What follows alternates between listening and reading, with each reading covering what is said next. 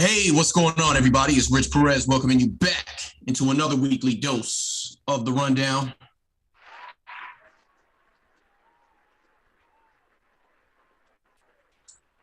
Join in, as always, my brother from another, my co-host, all the way from the O, Kayson Davis. How you doing, Kay? I'm doing good today. How you doing?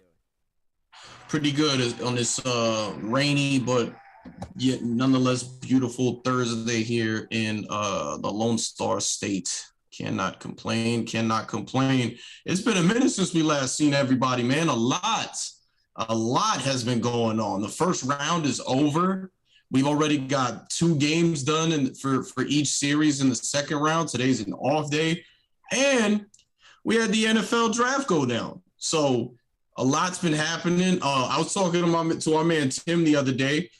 Shout out him and all he's doing. Shout out to, he wanted me to do this. I mean, I wanted to do this, but shout out to the Yankees. Tough loss the other night, but they were on an 11-game win streak before that happened. So some good things happening in New York. Why do I say that? This NFL draft went down. And first NFL draft, I believe, where the all top five picks were defensive players.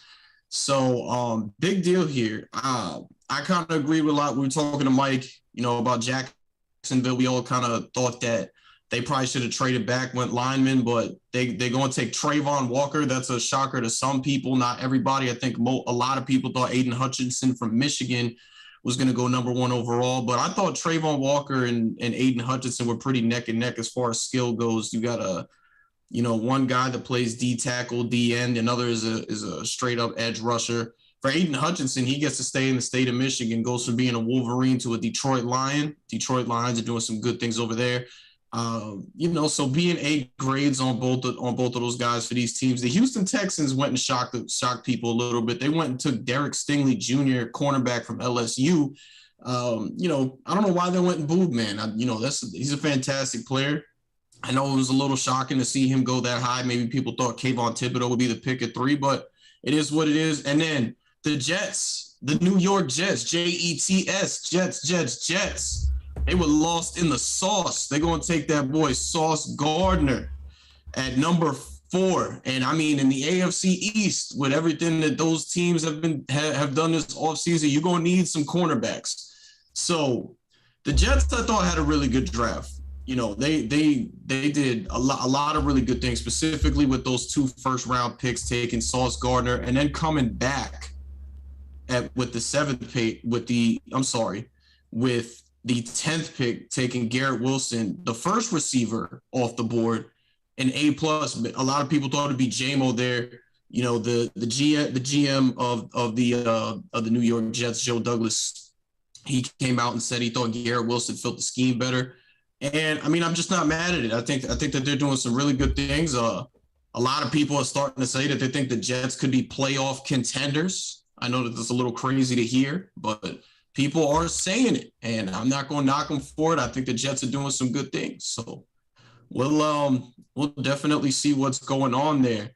The New York Giants at the 5th pick. So the news that was going on into this draft, we all knew that they were going to go linemen. A lot of things happening here with the New York Giants. Right before the draft, it was reported that Shane and the rest of the front office were going to go best player available at 5. Once Thibodeau fell there, it was kind of a no-brainer. Kayvon Thibodeau, to me, has Micah Parsons type potential. He can be an impact player year 1. I think this kid is going to be an absolute star. Kay, I don't know if you follow the social media a lot. He's entertaining as heck. I even seen Art Stapleton, who's been covering the Giants for years, say he thinks with a move like this, maybe Odell Beckham Jr. comes back in the future. I know, right? That's pretty interesting. Odell's a free agent, right? Odell responded to it. But yeah, I mean, Odell's most likely to miss this whole season, isn't he? Nah, he'll probably be back halfway through. Okay. But what do you tear? Did he tear his ACL? Yeah, he tore his ACL.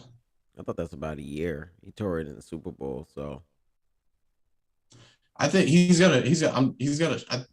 based on what everything I've heard, he's got a shot to still be able to play this season. The guy hasn't been signed by anybody yet. He's still a free agent. Just saying. That's probably why people. He's injured. He probably won't play after the season. Maybe people taking that to their advantage. Trying not have to sign him now. Maybe sign him later when he's ready. Yeah, it could be true too. Or I don't know. I Or don't know. We don't or need to get. or it could be him. Maybe he's weighing his options. Maybe see how he's not gonna play after the season. See how after the season goes, and then jump on a contender if he wants to. Yeah, he could come back to the Rams. He can go back to Cleveland. Who knows? They got a new quarterback over there. We knew he didn't like Baker. He didn't say he didn't like the playing for dog pound. So, well, keep an eye on that one. Keep an eye on that one. But I mean, nonetheless, they even got him to respond to that. Some back and forth a little bit where someone took some shots at Gettleman, and he did the he did the like sarcastic response where he was like, "So you're telling me Dave Gettleman wasn't a good GM?" And some other back and forth. So that was good to see. But the Giants go Kayvon Thibodeau at 5, which was a no-brainer, and then they go Evan Neal with the 7th pick. Some people, myself included, were kind of hoping that they trade back, get that draft capital for next year if you really need to take a quarterback. But I mean, all in all, I can't be mad at I thought the Giants knocked it out the park. I thought the Jets knocked it out the park. They took a bunch of linemen in this draft, some, wide receiver talent, the kid from Kentucky. There's a lot of options here. This is good. Nobody really expects this to be a great season for the Giants. You're in rebuild, hopefully really committing to it this time. But for the first time in a long time, the New York Giants look like they're run by competent people. And then, what was the thing that we heard about when Joe Schoen was hired? Was that he was going to have full autonomy to run this organization. He wasn't going to have to worry about what ownership thought or anything like that. And then how do we know the ownership kept their word? Right after the draft, we saw four front office personnel, get fired, which Joe Schoen in his introductory press conference said he was going to give people a chance to show and prove what they could do. I'll tell you one thing. There were rumors out there that people looked at the Kayvon Thibodeau pick before it happened, just talking about Kayvon Thibodeau possibly being on the Giants. And, was that typical? We don't know if he's a good fit in the locker room and all that. So if I was a betting man, I'd say whoever it was that was saying that from the front office are probably the 4 individuals who got fired. Yeah, maybe it was just a smoke screen so nobody else would take them. I don't know.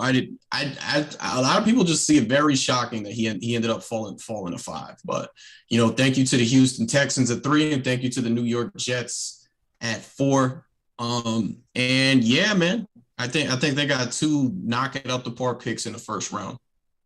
Yeah, definitely. I mean, we talked a lot on here about getting some more help on that O line. So getting someone there is always great. Well, I think they have, and we talked about this. They have the offensive weapons. It's probably just the O line and the defense. So it's good that they got help there. 100%. I mean, with those 2 picks, they addressed 2 huge needs: getting to the quarterback and protecting the quarterback. Like I said, I expect big things from Thibodeau, and I expect big things from Neal. You knew you had a solid guy in Andrew Thomas on one side of the line, and Evan Neal has amazing college tape. We'll see how he translates to the pros, but physically he's imposing, and he's got some great tape as well. So I mean, it's time to get to work, and we'll see what happens. I guess before we move off this NFL draft, one thing that I thought was shocking, not shocking. We knew this wasn't a quarterback class by any means. The first quarterback off the board was Kenny Pickett towards the end of the first round. The University of Pittsburgh prospect was drafted by the hometown Pittsburgh Steelers. And another one where it's like they need a quarterback. They did sign Mitch Trubisky to a 2-year deal. I think most people looked at Mitch Trubisky and it's just like he's a stopgap guy. That I don't even think the Steelers really believe him to be somebody who could become a franchise guy, but a stopgap guy. Yeah, I can't think of anybody who's caping for Mason Rudolph anymore. We've seen enough of him. So it's like we need somebody that's going to take the reins on this franchise. Ben Roethlisberger retired, and we need to get a real replacement in here. So for now, it looks like Kenny Pickett is going to be that guy. We've even heard Mike Tomlin say he could be the starter day 1. So That was one. The next quarterback did, I believe didn't fall till round 3, which was Matt Corral. And then Malik, it was Malik Willis way after that. And Willis goes to the Tennessee Titans. And what do we hear from Ryan Tannehill? Ryan Tannehill it makes the same infamous speech that Brett Favre made when Aaron Rodgers was drafted, and it's not my job to mentor this guy. Sounded a little salty, no? Yeah, maybe. I mean, obviously, maybe when he looks back on it, that's something he probably wants to take back. But it's kind of tough when you kind of see your replacement maybe get drafted right in front of you. So, I mean, yeah, like if you were at work and you just see your replacement come in, he's like, "Hey, mentor this guy, so in 2 years he can take your job." But obviously, probably not the way to go about it. Yeah, I mean, I don't understand a lot of these quarterbacks where it's just like, the new young guy comes in, they obviously feel threatened. I think Jimmy G was like the only one where like he handled it as about professionally as you could. He never made any bad comments or anything like that. He just went to work, and that was that. You could say, well, no, I can't even say that because I've even, the great Eli Manning has even made similar comments back when Daniel Jones was drafted, where it's like, it's not my job to mentor this guy. You know, if we're speaking straight up, literally, no, it's not your job to mentor the guy. But I mean, it would like it. I think a lot of organizations and these guys would like that. But I also saw Tannehill came out and said that he was not contacted that the Titans were going to even draft Malik Willis. To be fair, where Malik Willis ended up falling, I don't think that the Titans probably thought they were going to draft him either, because clearly he wasn't on their board for the first or second round. Once he fell like to 3, it was like, all right, let's do this. But it is what it is. Yeah, definitely, it is what it is. Like you said, I don't think they expected him to be there, but with him there, I guess they just took the opportunity. So we'll see how it goes moving forward. It could be a situation where it doesn't even work out, and maybe he ends up somewhere else anyway. So Tannehill probably doesn't have Yeah, much to worry about at the moment. yeah, definitely. Especially when you're a third round pick. And I mean, the whole thing with Malik Willis too is he's had a lot of people believe he can be a really good player in the future. Probably, what another belief was he'd be the best quarterback in this whole class, but it would have to come from him sitting and learning for a while. So he gets drafted to Tennessee. It's like the perfect situation to be able to do that. It's already a playoff team with an established veteran quarterback. So all steam ahead. Yeah, definitely. Give him some time to learn and grow a little bit. So I mean, for them, it's good for them to get another quarterback in there just in case. So can't blame them. Can't blame the organization too much. Most def. Let's get into some hoops, man. Let's get into some hoops, though. The playoffs. We are into round 2. I believe last time we left, we were just we definitely weren't finished with round 1, but we were getting there. We knew what the Celtics Nets outcome. Milwaukee ends up taking them boys out in 5. You got anything to say about that one? No, that's pretty what I predicted. Obviously, I thought Zach Levine would probably play a little better, but I said 5 or 6. I thought they would get 1 or 2. Obviously, they didn't get 2, but we kind of went how I expected. Like I said, maybe Zach Levine could have played a little better, but went how I expected. Sixers, they ended up moving on against Toronto. They're able to close that thing out in 6. A lot of us, we recorded right before that game 6. Wasn't a ton of belief that they were even going to come out that series. We all thought it was going to be game 7. I know Meach is a little disappointed, but he's got his chance. He's got his chance now with this whole Miami Heat team. Joel Embiid out indefinitely with the orbital fracture. Just announced about 20 minutes ago that he's out for game 3. Definitely not good for the Philadelphia 76ers. We don't really need to recap too much on round 1. The Suns move on. We got the sweep from Golden State. Memphis was able to move on against Minnesota. Like I said Memphis was going to win the series. All I said was Minnesota could go with them. Yeah, definitely. I'm actually surprised it didn't go 7. I expected it to go 7. Give a lot of credit to Memphis for being able to get it done in 6. I think everyone's talked about it a lot. Minnesota just couldn't close games. They were up in a lot of those games, and Patrick Beverly's talking right now, talking about how Ja didn't get 47 in their series. But I said this on here before. I credit Edwards a lot for his defense and just his length and his ability to bother Ja a lot, being just as athletic and things like that. And then you got Karl Anthony Towns down there sending more help. I think in this Golden State series, the Warriors don't really have a shot blocker down there. It's kind of Draymond Green on the back line, and so it's different. So I don't know why Patrick Beverly's kind of talking at all, but yeah, big shout out to for being able to get that done because I thought that would go 7. Yeah.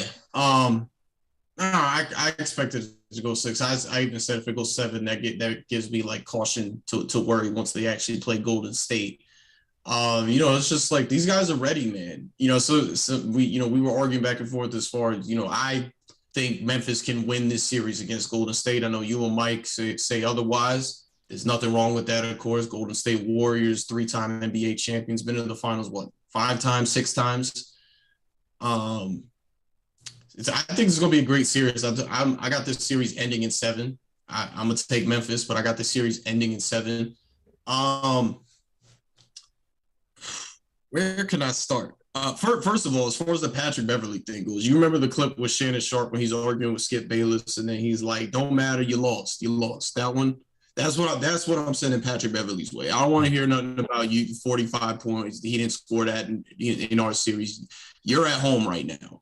Like the memes were hilarious where like Pat Bev in the tunnel talking about Giant get 47 on us with the Draymond after he got ejected. So, Pat, cut it out. Enjoy the playoff games, but we don't need to be hearing you saying that all from your couch, buddy. Anyway, so had to get into this one with you. Just want to put it out there. Jaren Jackson, Ja Morant, the second duo under 22 in NBA history to both score over 30 in a postseason since Kevin Durant and Russell Westbrook. Now, game 2, Ja was on fire. He clearly won that game for them with the 47 points. Jaren Jackson got himself into foul trouble late. Didn't even get to finish that game out with them. But look, because I had to bring it up because you like to throw your little jabs at me from time to time when it comes to Triple J. I never said that Jaren Jackson was KD. He's not. His player comp is not KD. What I said was them as a duo reminds me a bit of that duo in Oklahoma City. And when you see that game 1, the game 1 is exactly why I say it.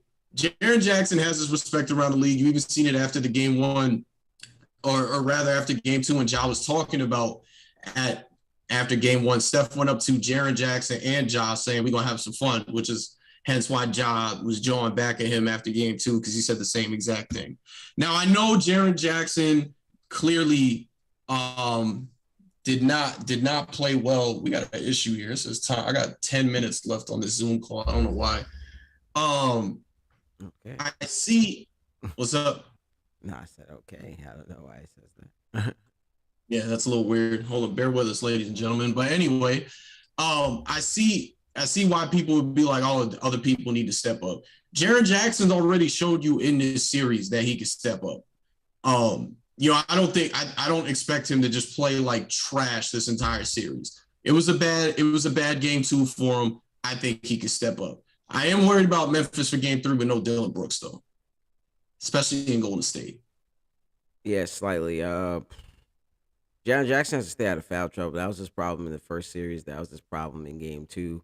He wasn't in too much foul trouble in game 1. Was able to get a rhythm. So for him now and moving forward, he has to stay out of foul trouble. He's their shot blocker and he led the league in block shots and things like that. But he goes for every one of them, which kind of gets him into foul trouble sometimes. Like sometimes you're just a step behind and you don't want to go for the block because if you go for the block, then you're most likely just going to get a foul. So He needs to learn how to stay out of foul trouble, and then I think he'll be all right. Kind of like what I was just saying. The Grizzlies last series, the Minnesota had a center that was kind of getting in his way and causing him to have foul troubles and things like that. This series, the Warriors are a lot smaller team, so that's probably a favorable matchup for him. You've seen him down there in the post in game one a lot. So if he can get to that, being a talented big man, then I think they have something there. But in order for them to do that, he has to stay out of foul trouble. So obviously they don't have no one for Jive. You seen all their matchups last season, this season. They really don't have anyone to match up with Ja. The one person they kind of thought they had, the one person they kind of thought they had, obviously got hurt on that unfortunate injury and things like that. So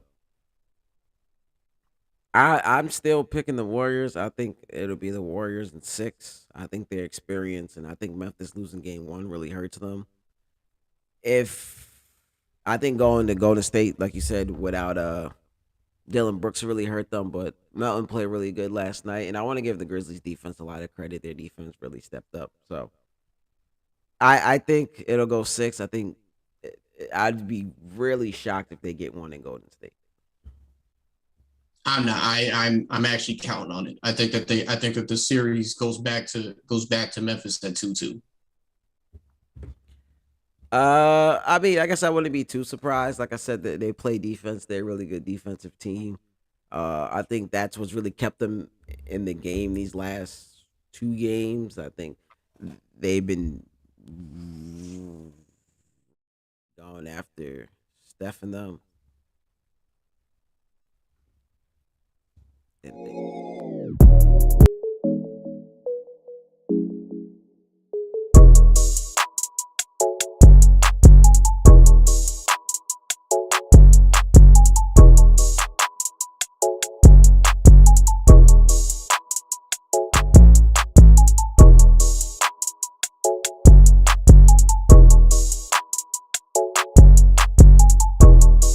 all right, guys. Sorry, we had some technical difficulties there.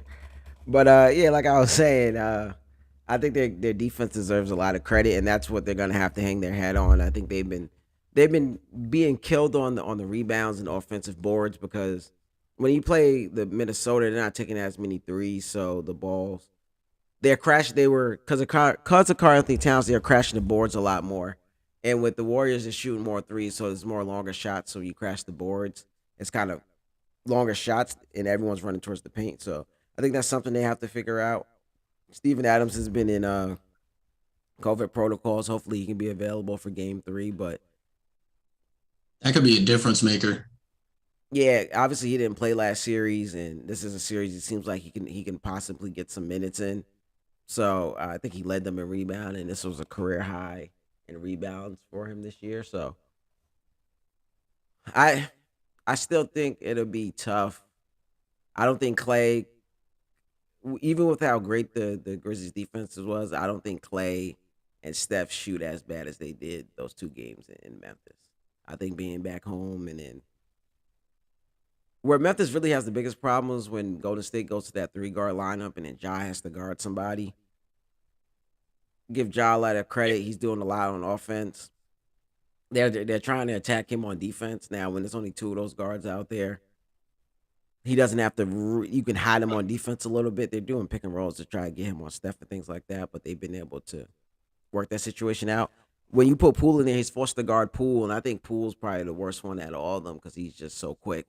I think you might want to consider putting him on Clay and then letting Brooks or Milton or Bain or one of those guys guard Jordan Poole. I think obviously Clay's coming off those injuries. He's not as quick and athletic right now.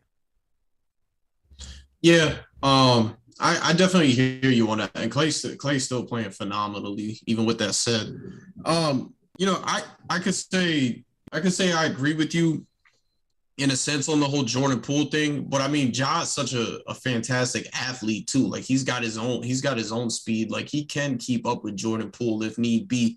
But I guess in a sense for the team anyway, it'd probably be better. I do want to say this with the whole Dylan Brooks situation. Um, I do the flagrant two was deserved, but this whole notion about him being a dirty player, and then Steve Kerr saying he broke the code and all that, like for someone to break the code, like Steve Kerr didn't want to literally say, I think it was a dirty player, he's a dirty player. But when he's talking the way he's talking, it's coming off like you really do feel that way. And number one, it's weird for you to say that when you coach Draymond Green. I've seen Draymond Green do some crazy stuff in the past. But also, like when I'm watching that thing, I didn't look at it as intentional. I really didn't. I didn't think he intended to hurt Gary Payton and possibly end Gary Payton's postseason. I just think what he did was incredibly reckless. I think that they were playing hard because it's playoffs and they were, being allowed to get away with some stuff. And I just think what he did was reckless. Does it deserve a flagrant two? I would say so, but I just don't think that he intentionally went out of his way to hurt Gary Payton. Right, I agree with you. I think if they don't call that flagrant two on Draymond in the first game, that kind of set the tone. That so his foul had to be a flagrant two. Obviously, I've seen a lot of people talking about it. Peyton just landed wrong. Obviously, he got knocked out of the air and he tried to brace himself. But it's just an unfortunate situation altogether. I think Steve Kerr, in one sense, he's seen a player who worked really hard to get here and then kind of an important player to the team, definitely this series. And then you see him get hurt and maybe his season's done or whatever. So maybe a little emotion in there. But like you said, he coaches Draymond. I seen Draymond kick Steven Adams right in his nuts.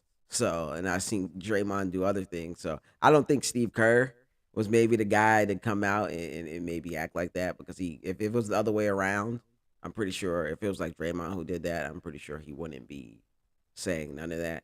And I think to Dylan Brooks's defense, like you were saying, I don't think he meant to do that. He was playing hard. And if you look at the play, Dylan Brooks was he comes in, obviously you see him come running in. But I think he expected Peyton I think he expected Peyton to already dunk the ball or something. Like when you're playing and you kind of just run and swipe by someone to swipe by them. But I think where the play gets messed up is Peyton, Green makes the pass. Ja sees that Peyton's in front of him. Ja grabs Peyton's shoulder, which slows Peyton down, forces him to pick the ball up. And then he goes up for the layup. Brooks comes flying in. I think the way Brooks went, like he didn't jump too high. I think Brooks was trying to swipe by him, expecting that he was going to dunk it. But Ja grabbed him and slowed him down. I think if Ja doesn't grab him and slow him down, that's 1-2, he dunks it. Ja grabs him on the shoulder, slows him down. He has to pick the ball up. He goes to dunk it. Now, Brooks is thinking, I'm probably not going to get there. I'm just going to run and swipe by, whatever. Ja's motion slows him down. So now you're coming full speed, and it's not the same situation. I think he ends up hitting him. Unfortunate situation goes from there. And I think that's something that happened that not a lot of people were talking about. Yeah. But I mean, just the way that these guys have been talking about each other, nonetheless, as far as these teams go, just to get back on that, like, I don't know. I see the fire, man, and I saw your tweets during game two. I had to get at you a little bit because you already waving the white flag way too early. But well, I wasn't okay.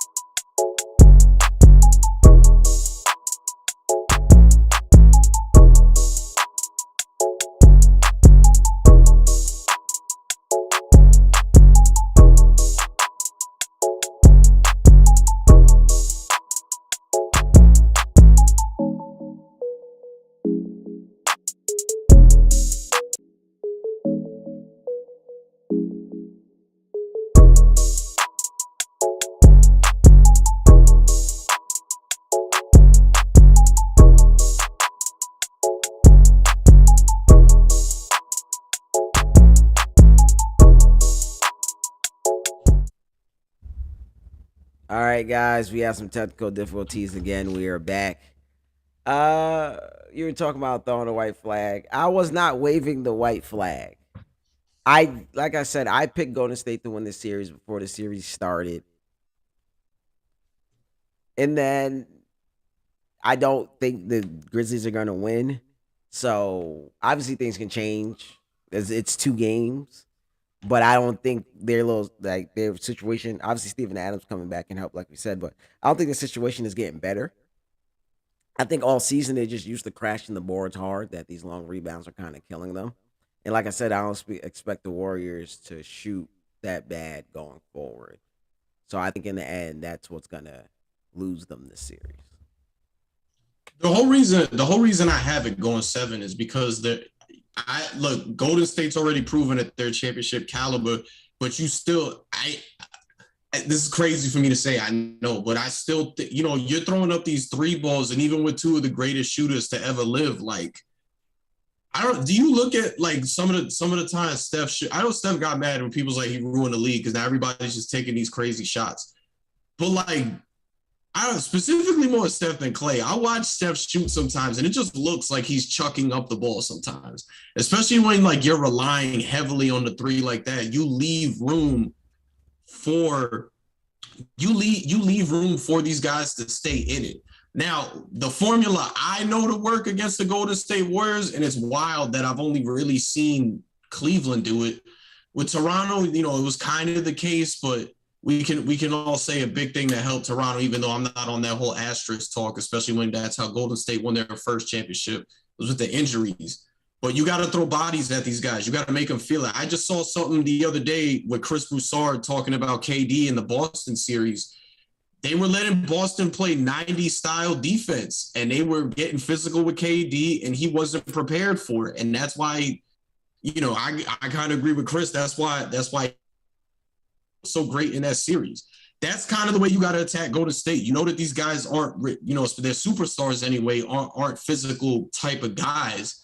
And, it's a formula that we've known to work. So I think, Memphis definitely has the size to be able to do that.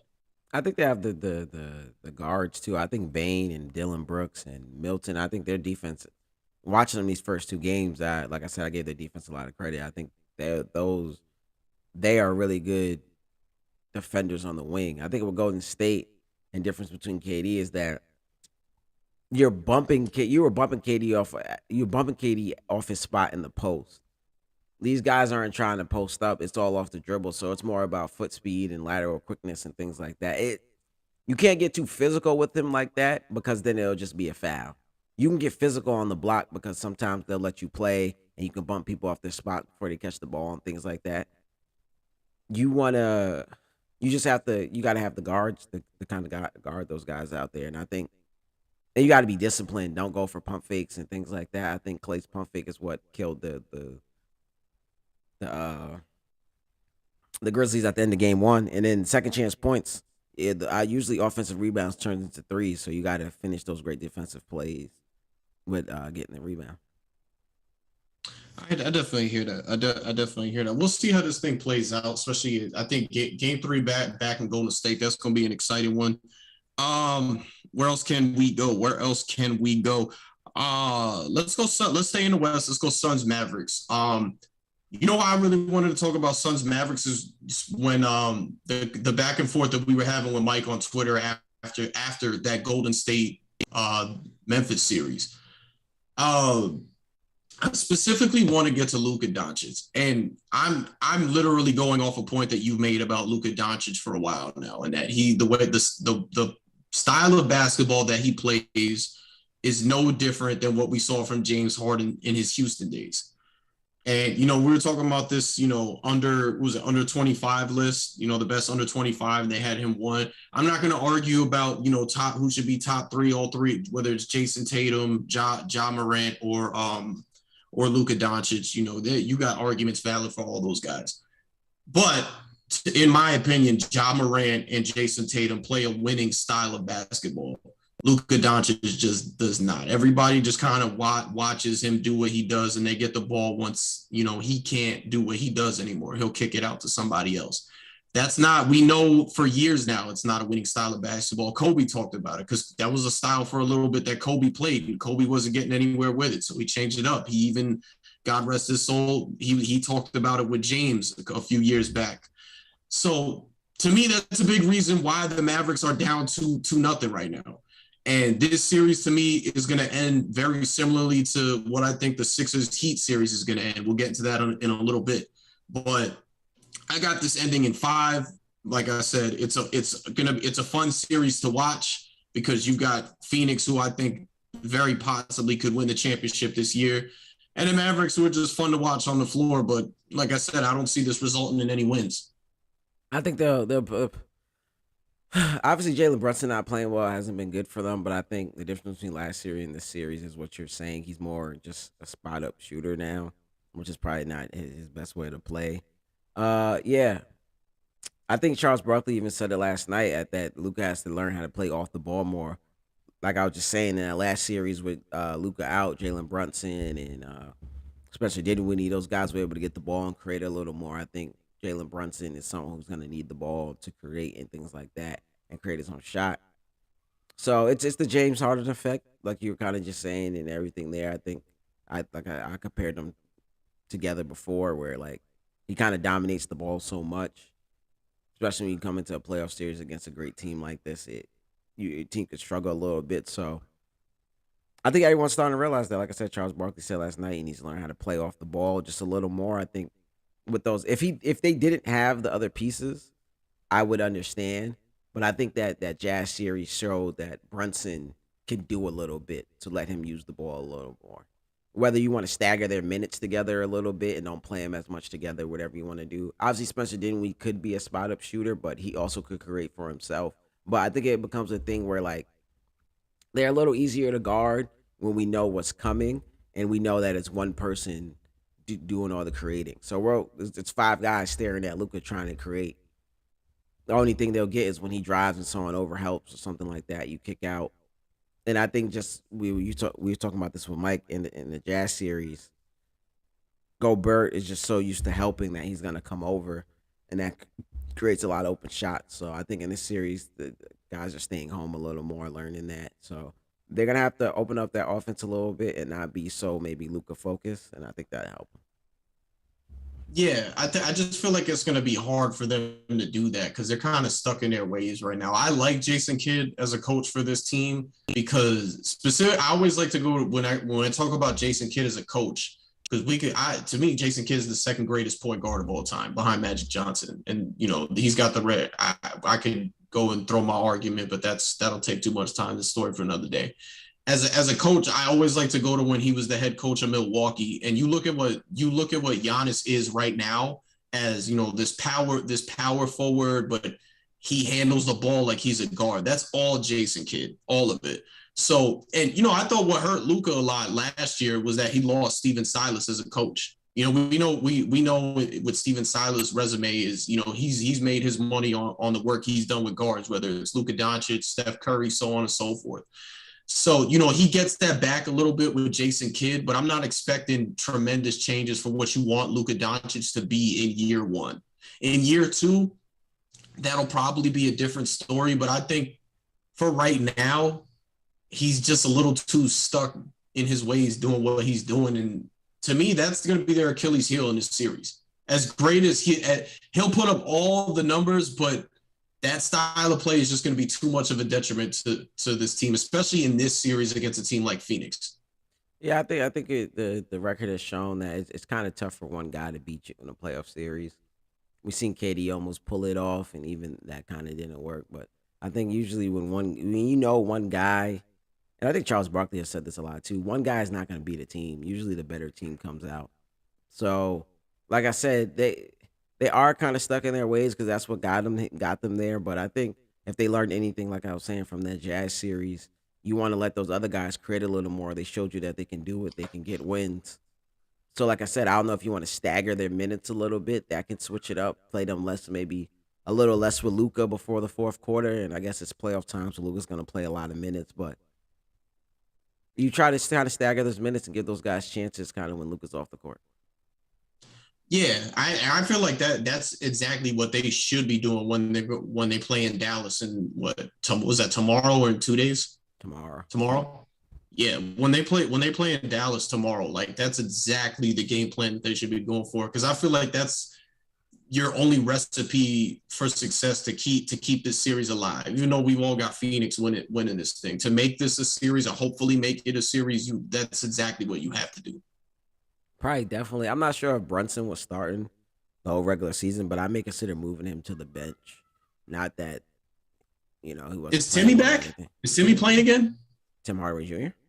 Mm-hmm. No, I didn't see him last. He was on the bench last night. All right, then that hurts too. They could throw in the French point guard, see if that works. I don't know if Spencer Dinwiddie starting for them, but you could start Spencer at the two because like I said, Spencer's maybe a little more versatile in his ability to spot up and shoot, and then he can do different things out there. But I think Brunson and Luca are kind of maybe getting in each other's way a little bit right now. Yeah, I hear you. I feel like when we're back on next week, we'll be talking about who the Phoenix Suns are going to be playing in the conference finals, though. Yeah, definitely. Phoenix looks like a well-oiled machine right now. I think they've been really impressive to me in these first two games. I thought Dallas could maybe steal one, but I think in that first series, losing Booker would really hurt them. I think they when you see them with Booker, they're just a well-oiled machine. Yeah, yeah. That's kind of why, like, as of right now, I've got them as my pick to win the whole thing. You've got the vet and Chris Paul who's showing he's still got a lot left in the tank, and then everybody else is just a young buck. They got the legs under them, they're talented as could be, and yeah, Yeah, and CP is kind of just chilling back, letting those young guys do their thing, and then fourth quarter come alive and try to bring them home, and that's kind of what you want from your veteran. So we'll see how it goes, and then whoever comes out of this Memphis Golden State series is going to be battle tested and things like that. So I think obviously Golden State would give them some problems. I think Memphis could cause some problems too, but we'll see how it goes. 100%. Let's go ahead and get into this Heat Sixers series, ladies and gentlemen. We tried to tell you, and you know what? I know Embiid didn't play game 1 or 2. I'm gonna be honest with you. Maybe you disagree on this one. I still think even with Embiid on the floor, the Heat are up 2-0 right now. What it is true though, one of the biggest reasons why they've been successful is Philly has nobody that can combat what Bam Adebayo is doing. They don't, they're starting DeAndre Jordan. Doc keeps trying to defend it. I know Meech is gonna love this talk. As far as why DeAndre Jordan is there and everything, DeAndre Jordan and every other big that they're throwing Bam Adebayo's way cannot keep up with him and what he's doing. So they got nothing for Bam Adebayo on the floor. And like we said last time when we speculated on the series going in, like Miami is just too locked in on defense. They're deep. We finally got a Duncan Robinson sighting with like 50 seconds left in the game yesterday. Like they got so many bodies they can throw at you. The coaching mismatch here is like leaps and bounds. It's not even close. James Harden looks like a shell of himself. The only saving grace for Philly is that Tobias Harris has stepped up for them and Maxi's doing what he's supposed to do. Other than that, like Philly really doesn't have a chance here. And the only thing I'll say on behalf of them is I don't think they get swept. I think they get one in Philly, and this series is over at Game 5 in Miami. I feel like with I don't know Embiid, there's not much to talk about here. But I think Philly could have stole one if Embiid was playing, obviously playing at MVP level. And like you were saying, Maxi and Tobias Harris are playing well. James Harden's not playing up to where we're used to him playing, but he's been being a solid point guard for you. Danny Green. I don't know what Danny Green's doing out there. He's been playing terrible. But I think with Maxi playing well, Tobias playing well, and if you look at those games, they were in those games until like the fourth quarter, and then Miami kind of blew it open. Whether that's Miami not taking them as serious or those two guys being able to keep them in the game or whatever. But I think with Embiid and those two guys playing well, maybe that opens up a little more for James Harden. I could, and like I said, the games were kind of close. I could see them maybe stealing one here or there. I think it's a completely different series with Embiid because then there's probably more double teams coming. and different things like that. So if those guys are hearing shots, it's possible. But Embiid's gonna be out game three. I don't see them winning the game without Embiid. So I think they'll be down 3-0. And it's if Embiid comes back, it'll be for pride. They probably win game four and it'd be over in Miami in five. Yeah, like I said, that's how I got it. I mean, even if you got Embiid, my big thing is Miami can just continuously throw bodies on you, and then again, the coaching mismatch is crazy. Like they'll have their answers for Embiid. Not that he won't get his, but they'll have their answers for him to at least won't contain him, but slow him down.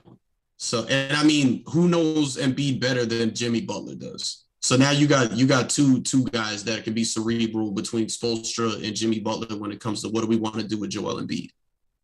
Yeah, obviously Bam Adebayo, a great defensive player, but I think after Bam, I don't really know who they would throw at him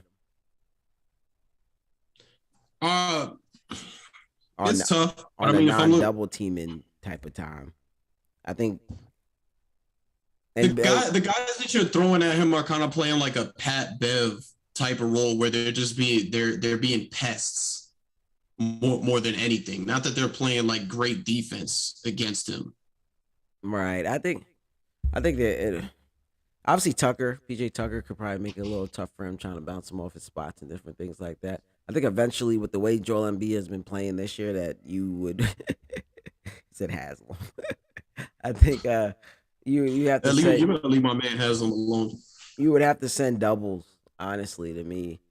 So I think it'll be a completely different series if Embiid was here. Unfortunate that he got hit like that at the end of I that have no series. bias. I have no bias in this thing. I still think that the series is 2-0 Miami regardless.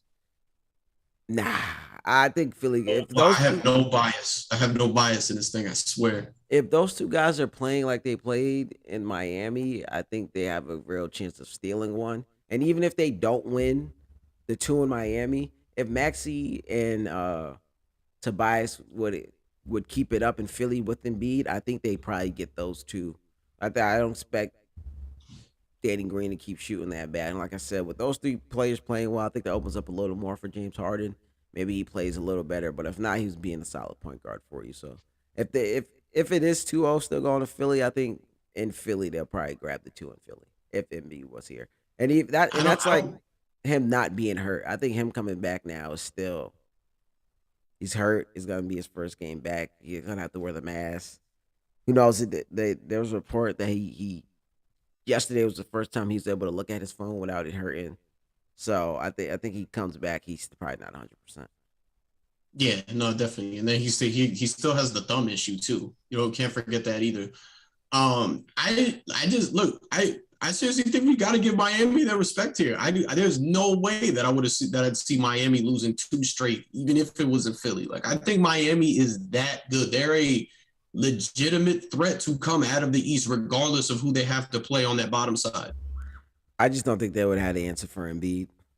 And if those two guys, their Achilles heels the last couple of years has always been uh really someone besides Joel Embiid playing good. Tobias has played well here and there and things like that. Like when they had Jimmy Butler was the last time they made a run because they had another solid guy there. I think if Tobias and Maxi's gonna play at that level, I think they have a real solid chance.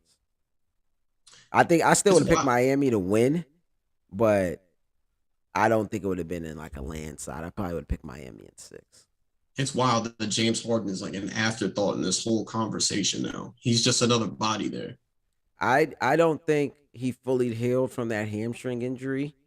And if you remember, he came back in that what game 5 or game 6. You would think he played game 6 and 7. He wasn't supposed to be back. He came back early to just go out there and try to do something for his team. And when we seen him out there, he didn't look good. I think going into the summer, he probably wasn't fully healthy. Maybe when the season started, he still wasn't fully healthy.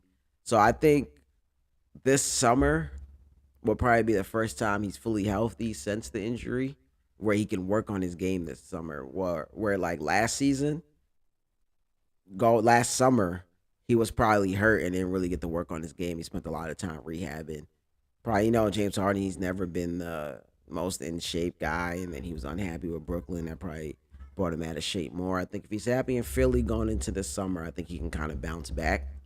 But he is an afterthought right now. He's not playing well, but it is what it is at this point. Yeah, I mean, Father Time is undefeated too. These guys are in their teens now when it comes to how long they've been in the league. We've seen it with Russell Westbrook a little bit. We clearly, whether it's the hamstring or not, it's clear he's clearly not the same guy. He doesn't move the same. He's not scoring at the same clip that we're used to seeing him at. So I mean, they've got issues. They've definitely got issues. Definitely, I think if he comes back, we don't know what's gonna happen this summer, but I think if he comes back next year looking like this, then I think Yeah, it, you know, I think it would be bad for him and the Sixers if he doesn't come back. uh potentially, but I think with the way he played in the playoffs, I think that some people would justify it. Mm. Yeah, we'll see. I mean, not for you know with him, I got the clip saved too. I got it on we got it on the rundown Instagram page, and I'll gladly throw it up again. The pressure should be there. We should be talking more about this. I feel like he should be getting just as much, if not more, heat than Russell Westbrook got with the Lakers.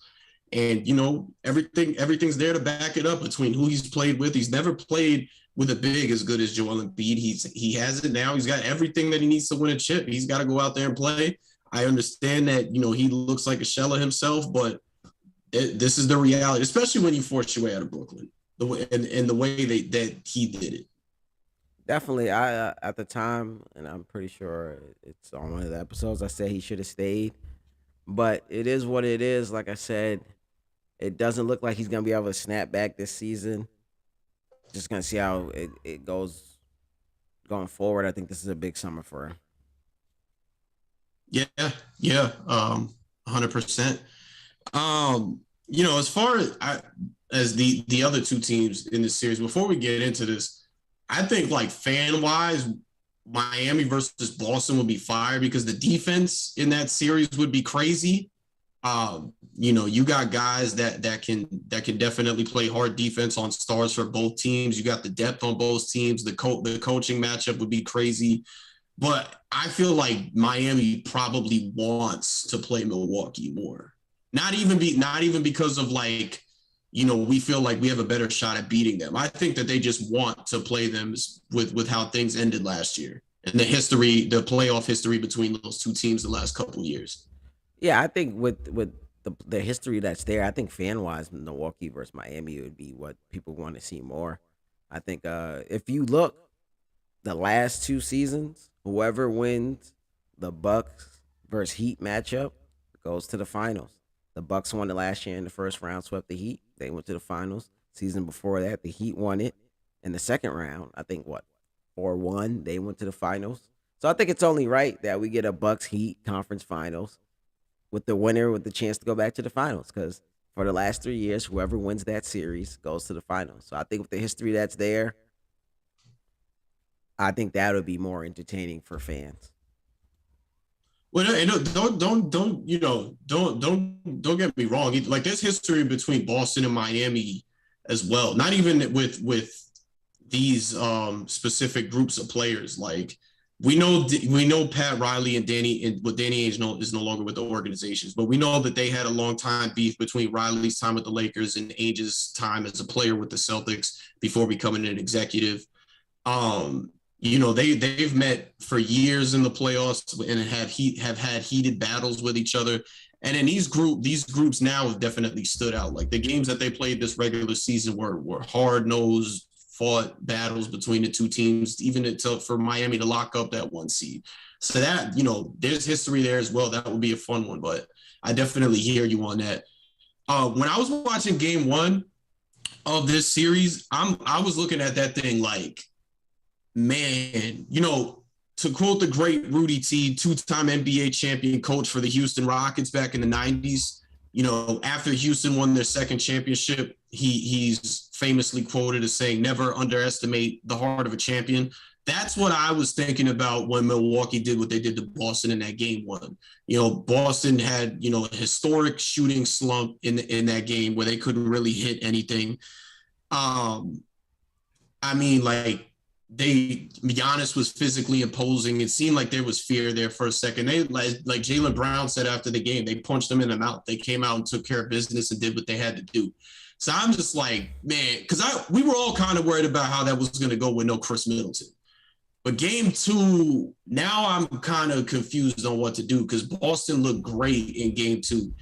And then it speaks to the level of defense that Boston plays. To go back to that KD point of how bad he looked, you got to credit coaching and the defense that Boston plays. But then look at Giannis's, numbers against this Boston team. They're just like KD's. He's slumping downward because of the defense that they're playing. The difference between Giannis and KD is KD's game is completely being a scorer where Giannis can affect the game in different ways to be able to get you a win. But this series might go 7, and I'm torn because it was like the tale of two cities, or a two-sided coin with when it comes to game 1 and game 2. It just we saw different faces. Like I don't know. I need to see more of a sample size with this game because I don't know who's who. Definitely, I think I need to see more of a sample size. I think Milwaukee still has the advantage. I think Boston obviously came out and played well, but their backs was against the wall. There's no way they could go back to Milwaukee down 2-0. But like I said, I think Milwaukee still has the advantage because is Boston gonna be able to hit shots consistently like they did in game 2 for 3 more games to win the series? I think Milwaukee still has the advantage in the paint. I think Jaylen Brown just came out. He was hitting mid range pullbacks. He was hitting threes. Grant Williams, I think him playing some more really helped them. His D and 3 and D presence. But are they going to be able to keep up that consistent shooting to win 3 more games with Milwaukee having home court? So I don't know if they're gonna be able to solve that paint thing, but I think that paint problem that they were having in game 1 is still there. They just hit more shots. Their backs was against the wall. They was home. The crowd was there. So I need to see more. I want to see how they come out and play in Milwaukee because what are they gonna start? What are they gonna do when they're on the road and maybe some of the role players aren't playing as well and some of the shots aren't falling for Jaylen Brown and for Jason Tatum? What are they gonna do that? Yeah, and I mean on the Boston side of things, like you look at it as some of these guys that have stepped up for Boston. This is like their first time having playoff moments like this. They've never been in these types of situations before, so it's definitely something to view when you're looking at how well can you play on the road. And I expect Milwaukee to be energized. Like Milwaukee's, if you're an opposing team coming into Milwaukee, it's not the easiest place to play either. I know it's not regarded as like the toughest place to go play on the road, but it's not easy either. They got some serious fans over there. And I expect the Bucks to be completely energized for this game 3 moving forward. It's just like I don't know. I really the way both of those games went down was like night and day for both teams. And I mean, kudos to Jay. Am I wrong in saying this? That I feel like Jaylen, even though Jason Tatum, like the duo is clearly Brown and Tatum. They don't. Boston doesn't have Marcus Smart. I think Robert Williams is not playing at 100% right now because I'm pretty sure he got hurt. I didn't even think he was going to play game 2 because it looked like he got hurt pretty bad in game 1, where it took him a while to get up. But am I wrong in saying this? Even though Jason Tatum, and this is where I want to give Jaylen Brown his props, even though Jason Tatum's the better player between the duo, Jaylen Brown seems like more like the leader to me of this team. He was, especially in game 2, he was locked in. He had his game face on. Like, I don't know. They were both ready to go, but Jaylen Brown, they're both something special. They got something there. But Jaylen Brown, man. Yeah, I can see what you're saying there. I think he's definitely the difference maker because when he plays well. He opens up another thing for them, gives them another score. I think he's a little more maybe energetic sometimes than Tatum is. He's a little more gets people hyped, get people involved. So I just think when he's playing really well, that opens up something different for them. So it gives them a added plus because people know what Tatum's gonna do. When Brown's on top of his game, I think it's just gives you that real 1-2 punch. 100%, 100%. Some coaching news out the way. The coaching talks have been going on.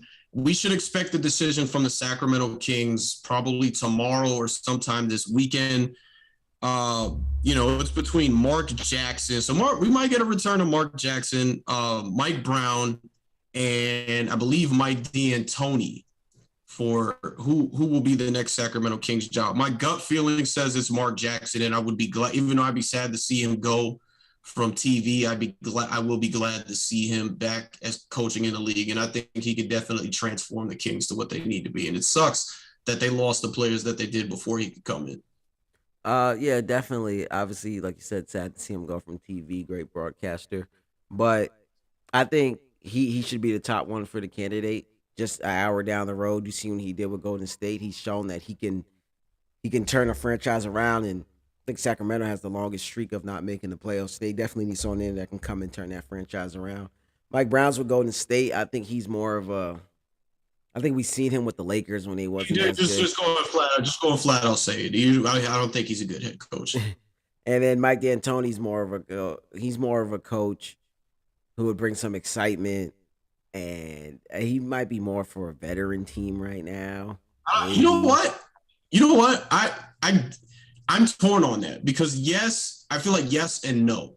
He probably is better for an established team, but I feel like Mike D'Antoni is the perfect coach for a team with no expectations. Once championship expectations are there, then he's not your guy. I can agree with that, but the problem is he good with a team that needs to be rebuilt, a culture that needs to be changed? Is he good with that? I No, don't no. know, and I think we don't you don't want to get back into the same thing because I think we've seen this before. Having Alvin Gentry as your coach, you're just gonna get have a whole bunch of young guys running around playing fast and stuff. I think you want to build something. Right. I'm with you. I'm with you on that. Still waiting on news for the Lakers front. I know Mark Jackson was in the running for that. I saw that they're trying to talk to an assistant from the Toronto Raptors. Lakers are in trouble. Lakers are in trouble. They I don't understand why the Phil you're let it's like they haven't adapted to the league. You have Phil Jackson, heavily involved in your coaching search. What are you doing? Phil Jackson was a terrible executive. So they're in trouble in my eyes. Yeah, definitely. I think they're doing more of the Giants thing where they try to keep things in house and keep it in the Lakers family. The problem is he was a terrible executive. He called out LeBron, who's your best player right now, and talked about LeBron and his posse. So I wouldn't want him controlling nothing that has to do when he doesn't even get along or not on the same page with my best player. So I wouldn't want him picking our coach. So I just don't think none of it makes sense. Yeah, yeah, it's definitely where Lakers fans, I feel for you, and I'm sure I not only am I sure, but I definitely we should expect some more news coming out of that. I'm not going to throw anything out there, but expect more to come soon. So we got two games tomorrow: Miami versus Philly game three in Philly, and then the Phoenix Suns versus the Dallas Mavericks. I got Miami going up 3-0 tomorrow night, and then Phoenix up 2-1. And then for Saturday, Phoenix I would be will up take 3-0. huh? Phoenix would be up 3-0. My bad. I'm sorry. I have Dallas winning tomorrow night. Okay.